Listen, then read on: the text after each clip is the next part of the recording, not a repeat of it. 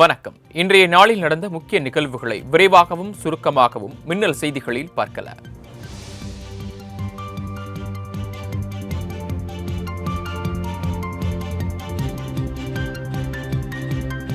மாநில அரசின் பணிகளை ஆளுநர் தன் உரையில் வாசிக்கும் பாரம்பரியம் உள்ளதாக பிரதமர் மோடி தெரிவித்துள்ளார். மக்களவையில் குடியரசுத் தலைவரின் உரைக்கு நன்றி தெரிவிக்கும் தீர்மானத்தின் மீது பதிலுரை வழங்கிய பிரதமர் மோடி இந்த பாரம்பரியம் கடைபிடிக்கப்பட்டு வருவதை ஒப்புக்கொள்கிறேன் என கூறினார். இந்நிலையில் மக்களவை எதிர்க்கட்சித் தலைவர் ராகுல் காந்தி இன்று அவைக்கு கருப்பு நிற டி ஷர்ட் அணிந்து வந்தது அனைவரின் கவனத்தையும் ஈர்த்தது.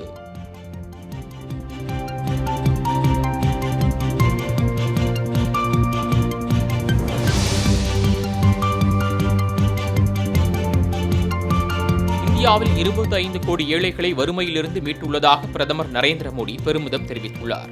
நாடாளுமன்றத்தில் குடியரசுத் தலைவர் உரைக்கு நன்றி தெரிவிக்கும் தீர்மானத்தில் பேசிய அவர் பொய் வாக்குறுதிகளை வழங்காமல் ஏழைகளுக்கு முன்னேற்றத்தை வழங்கியுள்ளதாக தெரிவித்தார். நடுத்தர வர்க்கத்தினரின் சேமிப்பை அதிகரித்துள்ளதாகவும் தற்போது 12 லட்சம் வரை வருமான வரி இல்லை என்ற மோடி நக்சல்களின் மொழியை சிலர் வெளிப்படையாக பேசுவதாக எதிர்க்கட்சிகளை சாடினார். சிலர் பொழுதுபோக்கிற்காக ஏழைகளின் வீடுகளுக்கு சென்று போட்டோ ஷூட் நடத்துவதாக அவர் கூறியபோது எதிர்ப்பு தெரிவித்து அவையில் காங்கிரஸ் எம்பிக்கள் கூச்சலிட்டனர்.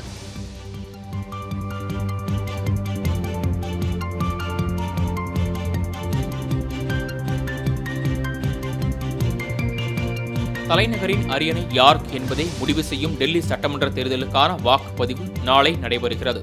மொத்தமுள்ள 70 தொகுதிகளுக்கும் ஒரே கட்டமாக வாக்குப்பதிவு நடைபெற உள்ள நிலையில் 699 வேட்பாளர்கள் களத்தில் உள்ளனர். மொத்தம் 13,033 வாக்குச்சாவடிகள் அமைக்கப்பட்டுள்ளன. காலை 7 மணி முதல் மாலை 6 மணி வரை நடைபெறவுள்ள தேர்தலில் வாக்களிக்க சுமார் 1,56 லட்சம் பேர் தகுதி பெற்றுள்ளனர். 220 கம்பெனி பாதுகாப்பு படையினருடன் 42,000 போலீசார் பாதுகாப்பு பணியில் ஈடுபட்டுள்ளனர். நாளை பதிவாகும் வாக்குகள் பிப்ரவரி 8ஆம் தேதி எண்ணப்பட்டு அன்றைய தினமே முடிவுகள் அறிவிக்கப்பட உள்ளன.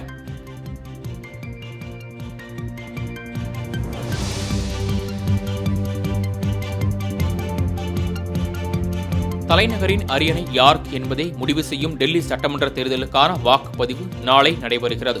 மொத்தமுள்ள 70 தொகுதிகளுக்கும் ஒரே கட்டமாக வாக்குப்பதிவு நடைபெற உள்ள நிலையில் 699 வேட்பாளர்கள் களத்தில் உள்ளனர். மொத்தம் 13,033 வாக்குச்சாவடிகள் அமைக்கப்பட்டுள்ளன. காலை 7 மணி முதல் மாலை 6 மணி வரை நடைபெறவுள்ள தேர்தலில் வாக்களிக்க சுமார் 1,56 லட்சம் பேர் தகுதி பெற்றுள்ளனர். 220 கம்பெனி பாதுகாப்பு படையினருடன் 42,000 போலீசார் பாதுகாப்பு பணியில் ஈடுபட்டுள்ளனர். நாளை பதிவாகும் வாக்குகள் பிப்ரவரி 8ஆம் தேதி எண்ணப்பட்டு அன்றைய தினமே முடிவுகள் அறிவிக்கப்பட உள்ளன.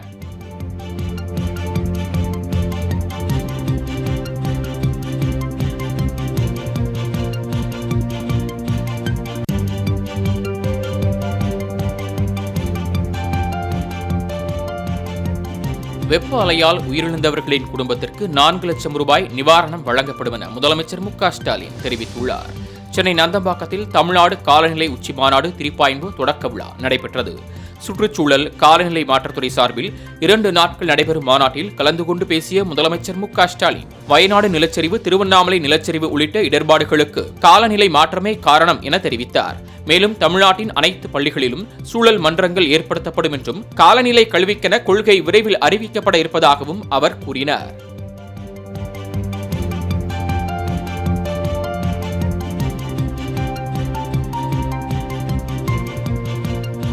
சென்னை தலைமைச் செயலகத்தில் நடைபெற்ற நிகழ்ச்சியில் பல்வேறு திட்டங்களை முதலமைச்சர் மு.க. ஸ்டாலின் தொடங்கி வைத்தார். உணவு பாதுகாப்பு துறையில் இளங்கலை பகுப்பாய்வாளர் பணியிடங்களுக்கு தேர்வு செய்யப்பட்ட 31 பேருக்கு பணி நியமன ஆணைகளை வழங்கினார்.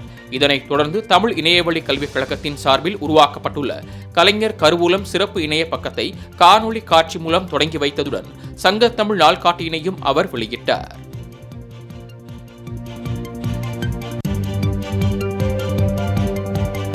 திருப்பரங்குன்றம் கோயிலுக்கு பக்தர்கள் போல் நுழைந்த இந்து முன்னணி மற்றும் பாஜகவினர் போராட்டம் நடத்தினர்.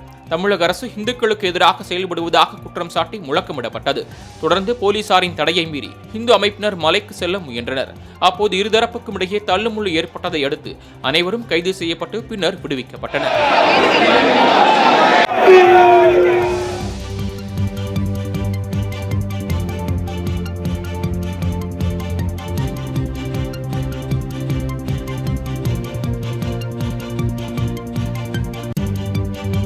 24 மணி நேரத்தில் அரசியல் சாசனப்படி தமிழ்நாடு அரசுடன் பேச்சுவார்த்தை நடத்தி ஆளுநர் முடிவெடுக்க வேண்டும் என உச்சநீதிமன்றம் உத்தரவு பிறப்பித்துள்ளது. பல்கலைக்கழகங்களில் துணைவேந்தர்களை நியமிக்க ஆளுநர் தடையாக உள்ளதை எதிர்த்தும், மசோதாக்களுக்கு ஒப்புதல் அளிக்காமல் கிடப்பில் போடுவதை எதிர்த்தும் ஆளுநர் RN ரவிக்கு எதிராக தமிழ்நாடு அரசு தொடர்ந்த வழக்கில் நீதிபதிகள் இந்த உத்தரவை பிறப்பித்தனர். மேலும் தமிழக அரசு வழக்கறிஞர் வாதத்தை பதிவு செய்து கொண்ட நீதிபதிகள் ஆளுநர் விவகாரத்தில் ஆளுநர் எந்த அடிப்படையில் முடிவு எடுக்கிறார் என்பதை நாளை தெரிவிக்க மத்திய அரசு தரப்புக்கு உத்தரவிட்டனர்.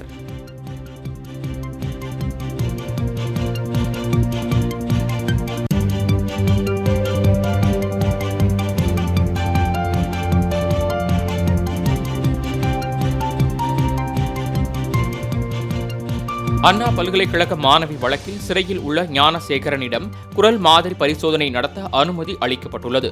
வரும் 6ஆம் தேதி ஞானசேகரனிடம் குரல் மாதிரி பரிசோதனை நடத்த SITக்கு சைதாப்பேட்டை நீதிமன்றம் அனுமதி அளித்துள்ளது.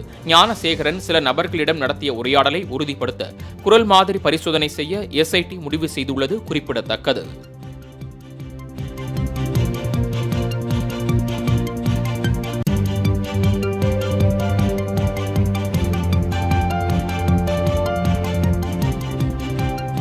பத்திரிகையாளர்களை துன்புறுத்தக்கூடாது என காவல்துறைக்கு சென்னை உயர்நீதிமன்றம் உத்தரவிட்டுள்ளது.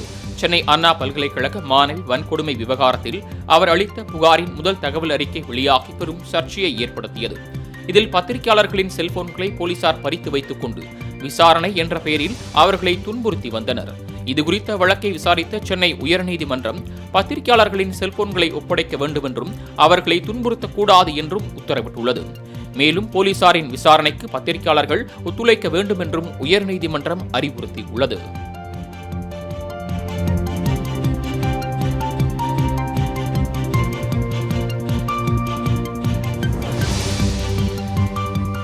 சீமான் குறித்து பேச விரும்பவில்லை என சென்னையில் துணை முதலமைச்சர் உதயநிதி ஸ்டாலின் காட்டமாக கூறியுள்ளார். குடியரசு தின விழா பேரணியில் பங்கேற்ற NCC மாணவர்களை கௌரவிக்கும் நிகழ்ச்சி சென்னை கலைவாணர் அரங்கில் நடைபெற்றது. இதில் கலந்து கொண்ட உதயநிதி ஸ்டாலின் சிறப்பாக செயல்பட்ட NCC மாணவர்களுக்கு விருதுகள் மற்றும் கோப்பைகளை வழங்கிய பின் செய்தியாளர்களை சந்தித்த அவர், பெரியார் சிலை அவமதிப்பை வன்மையாக கண்டிப்பதாகவும், பெரியாரை அவதூறாக பேசும் சீமான் குறித்து எதுவும் பேச விரும்பவில்லை என காட்டமாக பதிலளித்தார்.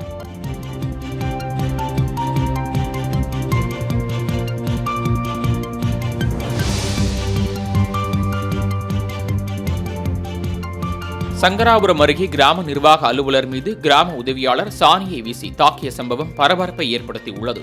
கள்ளக்குறிச்சி மாவட்டம் வடக்கனந்தல் கிராம நிர்வாக அலுவலர் தமிழரசி இவர் மீது சாணியை ஊற்றி தலைமுடியை பிடித்து இழுத்து தனது ஊரில் எப்படி வேலை செய்யலாம் என கேட்டு கிராம நிர்வாக உதவியாளர் சங்கீதா தாக்கியுள்ளார். இதனால் பாதிக்கப்பட்ட தமிழரசி கள்ளக்குறிச்சி அரசு மருத்துவமனையில் அனுமதிக்கப்பட்டுள்ளார். VAO அலுவலகத்திலிருந்து கணக்கு ஆவணங்களை சங்கீதா வீட்டுக்கு எடுத்துச் சென்ற விவகாரத்தில் இருவருக்கும் ஏற்கனவே தகராறு இருந்த நிலையில் தற்காலிக பணியிடை நீக்கம் செய்யப்பட்ட ஆத்திரத்தில் சங்கீதா இச்சம்பவத்தில் ஈடுபட்டுள்ளார்.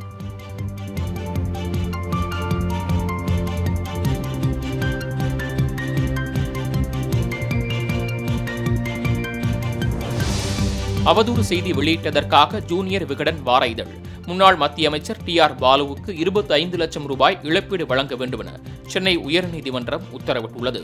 சேது சமுத்திர திட்டத்தில் முறைகேட்டில் ஈடுபட்டதாகவும், திமுக செயற்குழு கூட்டத்தில் ராகுல் காந்திக்கு எதிராக பேசியதாகவும் கடந்த 2012ஆம் ஆண்டு ஜூனியர் விகடன் வார இதழில் அவதூறு செய்தி வெளியிட்டதாக கூறி TR பாலு மான நஷ்ட ஈடு வழக்கு தொடர்ந்தார்.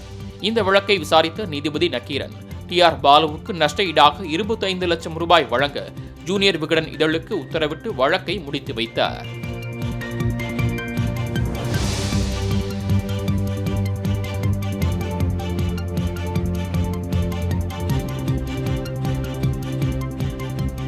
ஆம்ஸ்ட்ராங் கொலை வழக்கில் கைதான நாகேந்திரன் சென்னை மருத்துவமனையில் சிகிச்சை பெற அனுமதி கோரிய வழக்கை அபராதத்துடன் உயர்நீதிமன்றம் தள்ளுபடி செய்துள்ளது.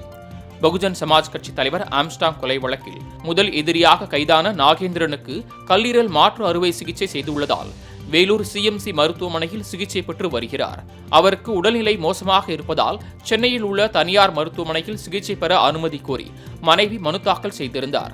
இந்த மனுவை விசாரித்த நீதிபதிகள் ரமேஷ் செந்தில்குமார் அமர்வு ஒரே கோரிக்கைக்கு 2 நீதிமன்றங்களில் மனு தாக்கல் செய்வதை ஏற்க முடியாது என கூறி 50,000 ரூபாய் அபராதம் விதித்து மனுவை தள்ளுபடி செய்தனர்.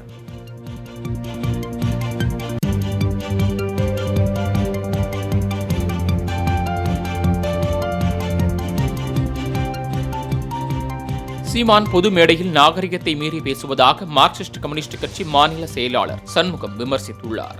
மத்திய பட்ஜெட்டிற்கு எதிராக சென்னை அமைந்தகரை ஸ்கைவாக் சிக்னல் அருகே அக்கட்சியின் சார்பில் கண்டன ஆர்ப்பாட்டம் நடைபெற்றது.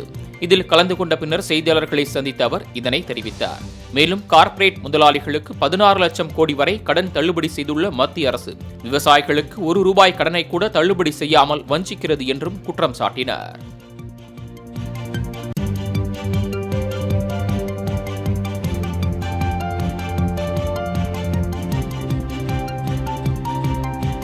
முத்துப்பேட்டை அருகே நெற்பயிர்கள் பாதிக்கப்பட்டதால் மனமுடைந்த விவசாயி தற்கொலை செய்து கொண்டார். திருவாரூர் மாவட்டம் முத்துப்பேட்டை கிராமத்தை சேர்ந்த முனியப்பன் தனக்கு சொந்தமான 1.5 ஏக்கர் நிலத்தில் கடன் வாங்கி சம்பா நெல் சாகுபடி செய்திருந்தார். தொடர்ந்து பெய்த மழையால் நெற்பயிர்கள் சரிவர விளையாததால் மன உளைச்சலில் இருந்த முனியப்பன் வீட்டிலிருந்த களைக்கொல்லி மருந்தை அருந்தி தற்கொலை செய்து கொண்டார். இந்த சம்பவம் தொடர்பாக முத்துப்பேட்டை காவல்துறையினர் வழக்கு பதிவு செய்து விசாரணை மேற்கொண்டு வருகின்றனர்.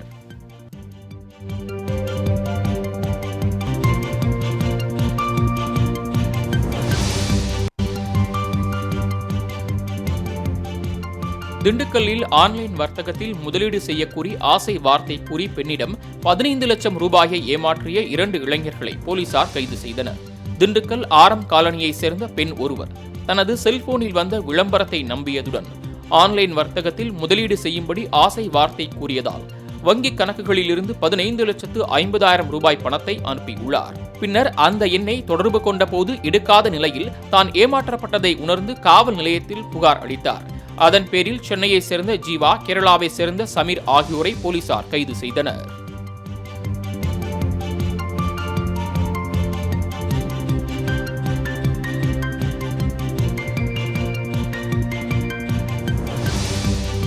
இலங்கை கடற்படையால் சிறைபிடிக்கப்பட்ட காரைக்கால் மீனவர்களை மீட்க கோரி புதுச்சேரியில் மீனவர்கள் ஆர்ப்பாட்டத்தில் ஈடுபட்டனர். காரைக்கால் மாவட்டம் கிளிஞ்சல்மேடு கிராமத்தை சேர்ந்த ஆனந்தவேலு என்பவருக்கு சொந்தமான விசைப்படகில் கடலுக்கு மீன்பிடிக்க சென்ற 13 மீனவர்கள் இலங்கை கடற்படையால் கைது செய்யப்பட்டனர். துப்பாக்கி சூட்டில் 2 பேர் காயமடைந்த நிலையில் சிறைபிடிக்கப்பட்ட மீனவர்கள் கடந்த 8 நாட்களாக இலங்கை சிறையில் அடைக்கப்பட்டுள்ளனர். அவர்களை மீட்க நடவடிக்கை எடுக்க கோரி மத்திய மற்றும் புதுச்சேரி அரசை வலியுறுத்தி மீனவர் விடுதலை வேங்கை அமைப்பினர் போராட்டத்தில் ஈடுபட்டனர். அப்போது சிறையில் உள்ள மீனவர்களை மீட்க அரசு விரைந்து நடவடிக்கை எடுக்க வேண்டும் என அவர்களது உறவினர்கள் கண்ணீருடன் கோரிக்கை விடுத்தனர். தூதரங்கத்திலிருந்து சொல்றாங்க, உங்க பையனுக்கு அடிபட்டிருக்கு, வலி.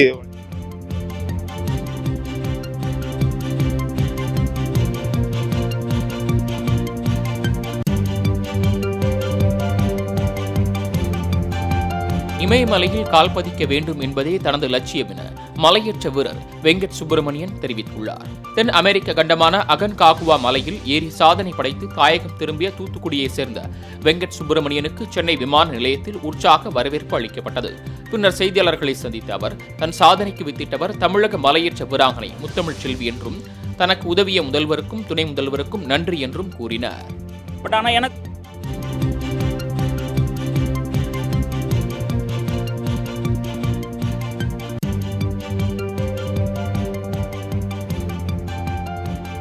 பருவமழை விலகியதன் எதிரொலியாக தமிழகத்தில் வெப்பநிலை படிப்படியாக உயரும் என சென்னை வானிலை ஆய்வு மையம் தெரிவித்துள்ளது. இது தொடர்பாக வெளியிடப்பட்டுள்ள அறிக்கையில் தமிழகம், புதுச்சேரி மற்றும் காரைக்காலில் வறண்ட வானிலை நிலவக்கூடும் எனவும் ஓரிரு இடங்களில் அதிகபட்ச வெப்பநிலை இயல்பை விட 2 முதல் 3 டிகிரி செல்சியஸ் அதிகமாக இருக்கும் எனவும் கணிக்கப்பட்டுள்ளது. தமிழகத்தில் காலை வேளையில் லேசான பனிமூட்டம் காணப்படும் என்றும் தெரிவிக்கப்பட்டுள்ளது.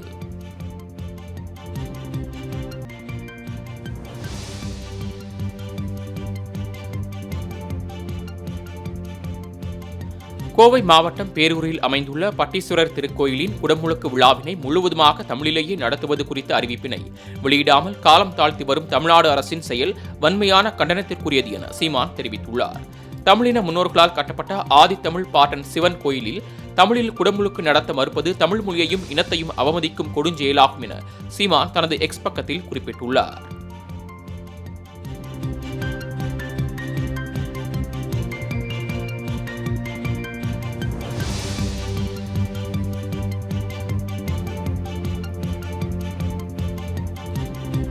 நெல்லை மாவட்டம் பனகுடி அருகே பஞ்சாயத்து செயலரை மர்ம கும்பல் பட்டப்பகலில் அரிவாளால் வெட்டி படுகொலை செய்த சம்பவம் அதிர்ச்சியை ஏற்படுத்தியுள்ளது. நெல்லை பழவூர் பகுதியைச் சேர்ந்தவர் சங்கர். இவர் பனகுடி அருகே உள்ள வேப்பிலாங்குளம் பஞ்சாயத்து செயலராக பணியாற்றி வந்தார். இந்நிலையில் பெருங்குடியில் இருந்து வேப்பிக்குளம் நோக்கி சென்ற பைக்கில் சென்றபோது மர்ம கும்பல் ஒன்று பயங்கர ஆயுதங்களுடன் அவரை வழிமறித்து கொலை செய்ததாக கூறப்படுகிறது. இதனிடையே கொலை குற்றவாளிகளை உடனடியாக கைது செய்ய வலியுறுத்தி ஊராட்சி மன்ற செயலர்கள் ஆர்ப்பாட்டம் நடத்தினர். குற்றவாளிகளை கைது செய்யவில்லை என்றால் மாநில அளவில் போராட்டம் நடத்தப்படும் என எச்சரிக்கை விடுத்தனர்.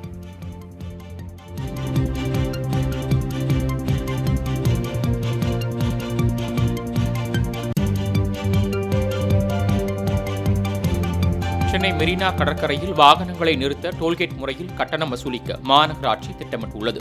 சென்னை மாநகராட்சியின் வருவாயை அதிகரிக்கவும் சென்னை மெரினா மற்றும் பெசன்ட் நகர், எலியட்ஸ் கடற்கரையில் வாகன நிறுத்த கட்டணத்தில் வெளிப்படைத்தன்மையை உறுதி செய்யும் வகையில் நவீன தொழில்நுட்பங்களை பயன்படுத்தி ஸ்மார்ட் வாகன நிறுத்த முறையை அமல்படுத்துமாறு மாநகராட்சி ஆணையர் உத்தரவிட்டுள்ளார்.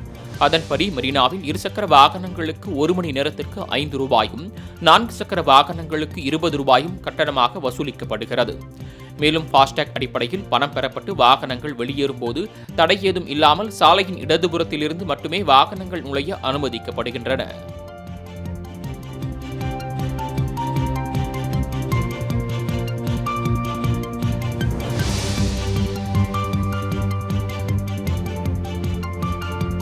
சென்னை வண்ணாரப்பேட்டையில் கடந்த 9 வருடமாக ஆமி வேகத்தில் நடைபெறும் சுரங்கப்பாதை பணியை விரைந்து முடிக்க வலியுறுத்தி மக்கள் கூட்டமைப்பினர் சாலை மறியலில் ஈடுபட்டனர். சென்னை வண்ணாரப்பேட்டை போஜராஜன் நகரில் கடந்த அதிமுக ஆட்சியில் சுரங்கப்பாதை அமைப்பதற்கு அடிக்கல் நாட்டப்பட்டு 9 ஆண்டுகளாக பணிகள் ஆமை வேகத்தில் நடைபெற்று வருகிறது. இதனை கண்டித்து அப்பகுதி மக்கள் ரவுண்டானா அருகே சாலை மறியலில் ஈடுபட்டதால் போக்குவரத்து பாதிக்கப்பட்டது. தகவல் அறிந்து வந்த போலீசார் 3 மணி நேரத்திற்கும் மேலாக பேச்சுவார்த்தை நடத்தியும் உடன்பாடு எட்டாததால் மாற்றுப்பாதையில் வாகனங்கள் திருப்பிவிடப்பட்டன.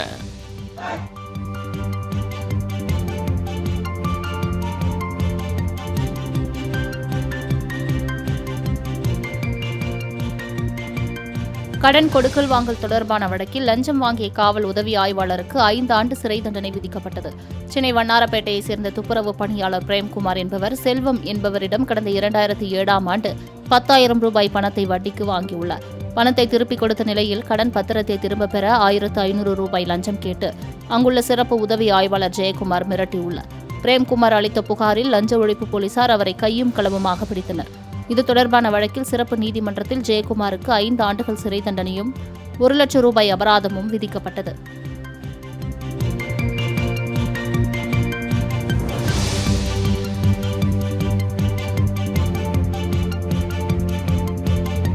வாடிய பயிரை கண்டபோதெல்லாம் வாடியதாக கூறிய வள்ளலார் வாழ்ந்த இடத்தில் மரங்களை வெட்டி வீழ்த்துவது உயிர்கொலைக்கு சமம் என பாமக தலைவர் அன்புமணி கண்டனம் தெரிவித்துள்ளார்.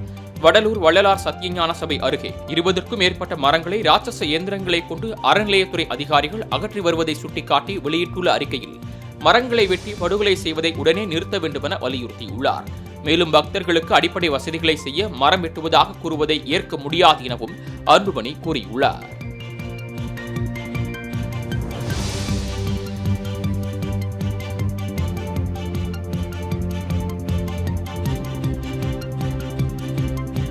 திருப்பரங்குன்றம் மலை மீது போராட நெல்லையிலிருந்து செல்ல முயன்ற பாஜகவினரை போலீசார் கைது செய்தனர்.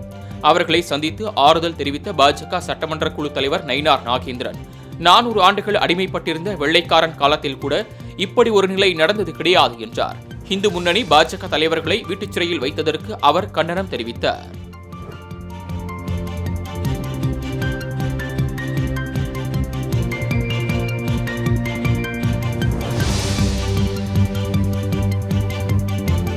அங்கன்வாடியில் பிரியாணியும் பொரித்த கோழியும் வேண்டும் என்ற சிறுவனின் வீடியோ இணையத்தில் வைரலான நிலையில் கேரள சுகாதாரத்துறை அமைச்சர் அதற்கு பதிலளித்துள்ளார். தற்போது அங்கன்வாடியில் பாலும் முட்டையும் வழங்கப்பட்டு வருவதாக கூறியவர் விரைவில் அங்கன்வாடி மெனுவையே மாற்றி பிரியாணி பொரித்த கோழி வழங்குவதற்கு அரசுக்கு பரிந்துரைப்பதாகவும் நம்பிக்கை தெரிவித்தார். குழந்தைகளின் ஆசையை புரிந்து கொண்டு உடனடியாக அரசின் கவனத்திற்கு எடுத்துச் செல்வதாக அமைச்சர் பேசியிருப்பது மக்களிடையே பாராட்டுகளை பெற்று வருகிறது.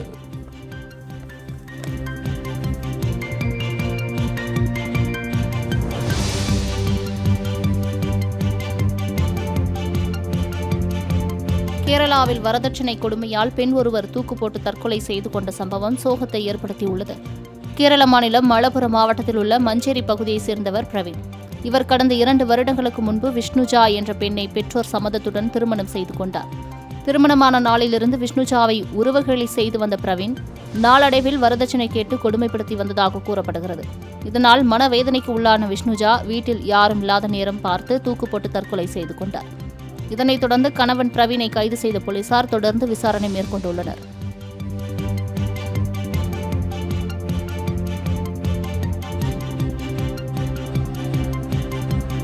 ரதசப்தமி உற்சவத்தின் 2ஆம் வாகன புறப்பாடாக மலையப்ப சுவாமி சின்னசேஷ வாகனத்தில் உலா வந்து பக்தர்களுக்கு அருள் பாலித்தார். சூரிய ஜெயந்தியை முன்னிட்டு திருப்பதி மலையில் ரதசப்தமி உற்சவ விழா வெகு விமர்சையாக நடைபெற்று வருகிறது. இத்திருநாளில் சூரிய பிரபை வாகனம், சின்னசேஷ வாகனம் என 7 வாகனங்களில் சுவாமி உலா வந்து பக்தர்களுக்கு காட்சி கொடுப்பார். அந்த வகையில் சூரிய பிரபை வாகன புறப்பாடு நடைபெற்ற நிலையில் 2ஆவதாக சின்னசேஷ வாகன புறப்பாடு கோலாகலமாக நடைபெற்றது. கோயில் மாட வீதிகளில் உலா வந்த மலையப்ப சுவாமியை பக்தர்கள் பக்தி பரவசத்துடன் தரிசனம் செய்தனர்.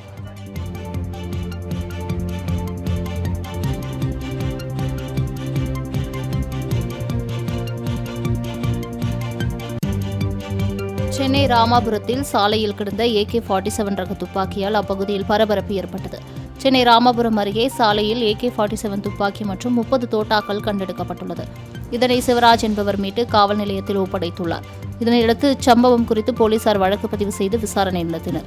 இந்த விசாரணையில் ஆளுநர் மாளிகையின் பாதுகாப்பு பணிக்கு செல்லும் வழியில் ஆவடி CRPF காவலர் துப்பாக்கியை தவறுதலாக கீழே போட்டுவிட்டதாக தெரியவந்தது.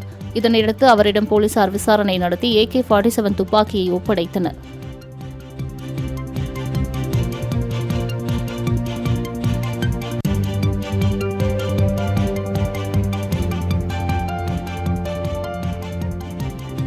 உத்தரப்பிரதேச மாநிலத்தில் சரக்கு ரயில்கள் தடம் புரண்ட விபத்தில் போக்குவரத்து பாதிக்கப்பட்டது. பதேபூர் மாவட்டத்தில் காகா பகுதியில் 2 சரக்கு ரயில்கள் மோதி தடம் புரண்டு விபத்துக்குள்ளாயின. விபத்து காரணமாக பல ரயில்கள் ஆங்காங்கே வழியில் நிறுத்தப்பட்டதால் ரயில் போக்குவரத்து பாதிக்கப்பட்டது. இதனையடுத்து தண்டவாளத்தை சீரமைக்கும் பணிகளில் பேரிடர் மீட்பு குழுவினர் ஈடுபட்டனர். இந்த விபத்தில் அதிர்ஷ்டவசமாக பெரிய அளவிலான விபத்து தவிர்க்கப்பட்டது.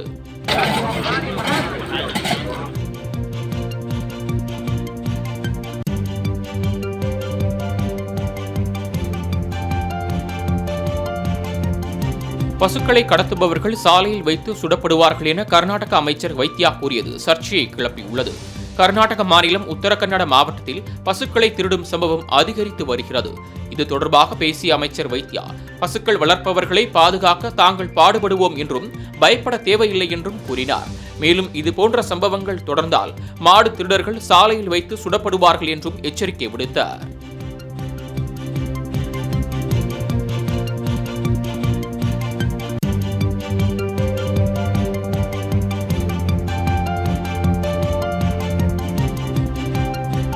திருப்பதியில் இன்று நடைபெற்ற சக்கரத்தாழ்வார் தீர்த்தவாரி நிகழ்ச்சியில் பல்லாயிரக்கணக்கான பக்தர்கள் கலந்து கொண்டு புனித நீராடினர். சூரிய ஜெயந்தி தினத்தை முன்னிட்டு திருப்பதி மலையில் ரதசப்தமி உற்சவம் இன்று நடைபெற்றது. முன்னதாக கோயிலில் இருந்து புறப்பட்டு வராகசாமி கோயில் முகமண்டபத்தை அடைந்த சக்கரத்தாழ்வாருக்கு சிறப்பு பூஜைகள் மேற்கொள்ளப்பட்டன.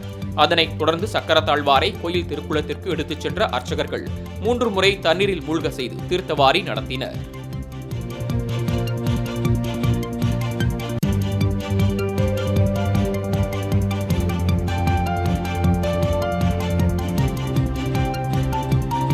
சத்தீஸ்கரில் நக்சலைடுகளால் 2 கிராமவாசிகள் வெட்டி கொலை செய்யப்பட்டுள்ளனர்.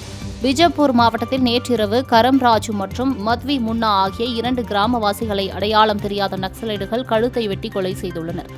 இதுகுறித்து தகவல் அறிந்து சம்பவ இடத்திற்கு வந்த போலீசார் உயிரிழந்தவர்களின் உடல்களை மீட்டு பிரேத பரிசோதனைக்காக அருகில் உள்ள மருத்துவமனைக்கு அனுப்பி வைத்தனர். மேலும் இந்த சம்பவம் குறித்து போலீசார் வழக்கு பதிவு செய்து விசாரணை நடத்தி வருகின்றனர்.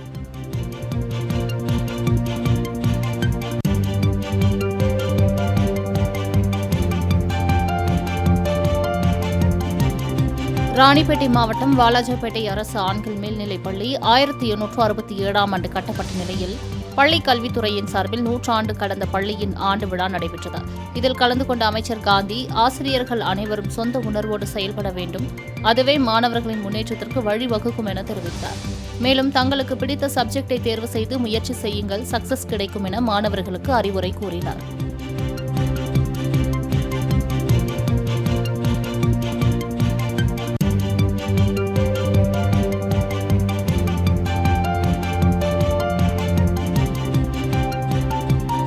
கணவர் உயிரோடு இருக்கும்போதே மனைவி இறப்பு சான்றிதழ் பெற்ற சம்பவம் அதிர்ச்சியை ஏற்படுத்தியுள்ளது. சேலம் மாவட்டம் எடப்பாடி அருகே அடையாளம் தெரியாத ஆண் சடலத்தை தன் கணவர்தான் என்று கூறி மனைவி இறப்பு சான்றிதழ் பெற்றுள்ளார். இந்நிலையில் வாரிசு சான்றிதழ் வாங்குவதற்கு எடப்பாடி வட்டாட்சியர் அலுவலகத்தில் மனு அளித்ததன் பேரில் நடத்தப்பட்ட விசாரணையில் கணவர் விஜயகுமார் உயிரோடு இருப்பது தெரியவந்தது. இதனையடுத்து போலி இறப்பு சான்றிதழ் வாங்கியதற்காக ரேவதி மீது வழக்கு பதிவு செய்யப்பட்டுள்ளது.